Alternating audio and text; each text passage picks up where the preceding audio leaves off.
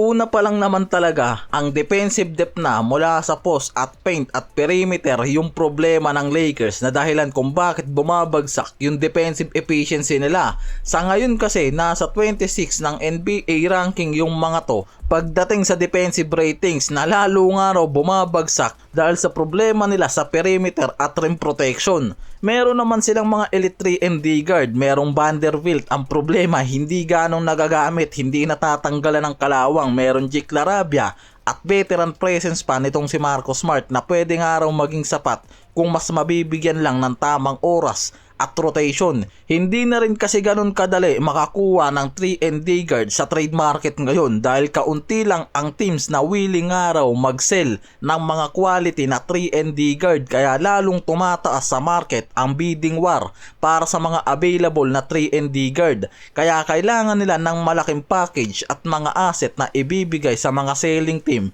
para makakuha lang ngayon ng elite wing na mismong problema ng Lakers dahil limitado sila sa assets o draft picks. Kaya hindi ganun kadali sa mga yan na makipagsabayan sa trade market para sa mga wing guard. Yung mga tradable expiring kasi nila tulad ni Hachimura, Gabe Vincent o Maxi Kleber, hindi ganun kataas ang team value na dahilan kung bakit hindi rin ganun ka-aggressive yung mga teams na makipag-deal sa kanila. Kaya kung hindi makakakuha nga raw ang Lakers ng solusyon para makakuha ng elite 3 and D guard, pwede nga raw na mas mag-focus na lang ang Lakers ngayon na kumuha sa market ng backup center na pwedeng magpataas na lang ng defensive depth nila pagdating sa rim protection at paint. Sa ngayon may dalawang center pa na available sa trade market na pwedeng porsigihin ng Lakers. Itong si Nick Richards sa Phoenix Suns at itong si Robert Williams ng Portland. Mas madali kasing makuha ng Lakers isa man sa mga yan dahil sa mababang contractual contract at availability ng mga yan sa trade market.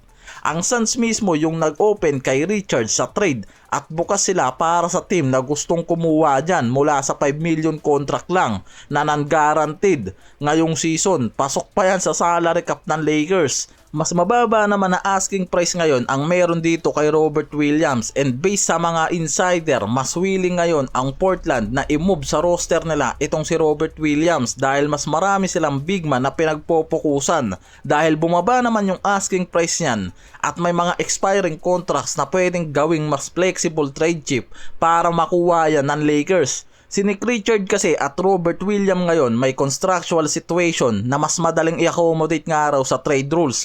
Maliit at nasa mid-level contract lang, hindi ganun kahirap isama sa trade. Ito yung malaking factor sa NBA trade ngayon. Kung kayang isama nila sa salary cap rules, mas madali para sa Lakers ang negotiation sa mga to.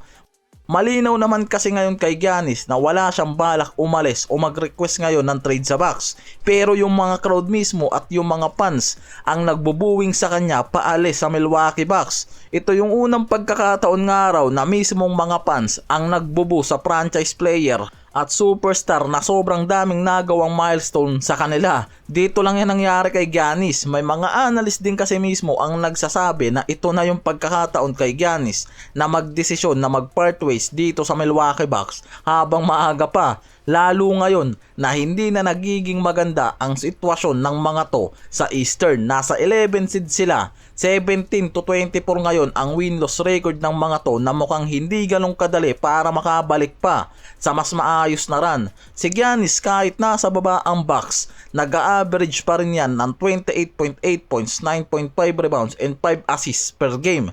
Kaya kung magdedesisyon yan mismo na mag-request ng trade, walang magagawa ang Bucks dyan at lumipat sa contender team na kayang tapatan ang salary contract at value asset.